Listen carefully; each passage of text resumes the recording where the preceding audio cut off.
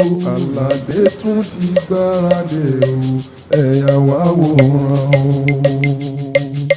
Aláràgbà yìí dá ìṣàlá jẹ. Báwo ni?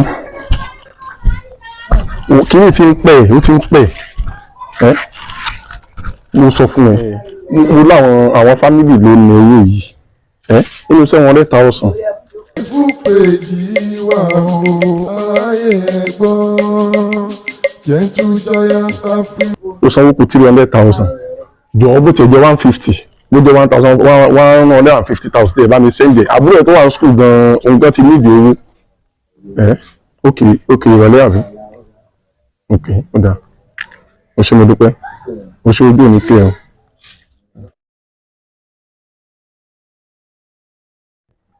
jọ̀ọ́ màá máa retí o ó ṣe o àbí bí tí a bá ṣàlàyé sí mi ò ní jàre bí tí a bá ní sí ṣàlàyé àti. bàbá ẹjọ ẹ ṣàánú ẹ dákun tí yóò ní bàjẹ́ àbúrò dádì wa ló wà ní emergency hospital ní a ní ìdí 200,000 kí dókítà lè attend àti rí 200,000 naira yẹn pé ó kàn kù 10,000 naira tí màá fi wọ mọ́tò lọ sí hospital kí dókítà lè bẹ̀rẹ̀ iṣẹ́ lórí wọn ni ẹ dákun tí yóò ní bàjẹ́ ràn mí lọ́wọ́ kó tó di pé nǹkan mi máa ṣẹlẹ̀ ẹ jọ̀ọ́ ẹ dákun ẹ bò mí láṣìírí bàbá.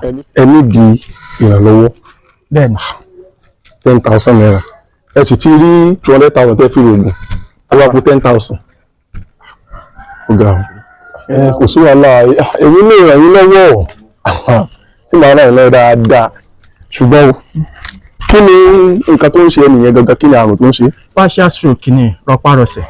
rọpárọsẹ̀ ok nǹkan tí màá kàn ṣe ni pé ṣẹ́rí stroke yẹn bí ẹ ṣe ń wò ní babaláwo ni mí o oníṣègùn dẹ̀ ni mí kí lẹ̀ ń wò. rárá sà.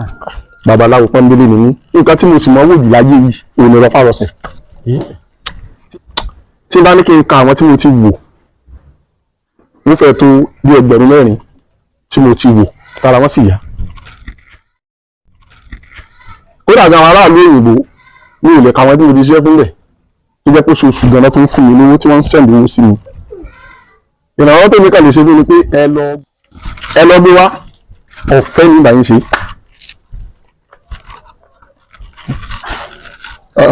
èmi lẹ́ ń wò. rárá nígbà tẹ ní àwọn kan sẹ̀ǹdì owó sí yín láti ìlú òyìnbó ẹ̀yin gba owó láti ìlú òyìnbó àbí.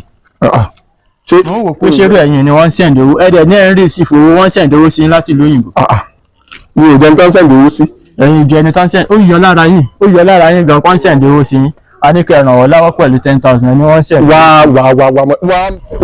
wá mọ́ tí ì lọ wá oníjìbìtì ni wọn náà bẹ́ẹ̀ ni oníjìbìtì ni wọn ẹ ṣá 200,000 jọ kẹ wá rí 10,000 tẹ máa fi wọ mọ́tò òun lè rí ó lè.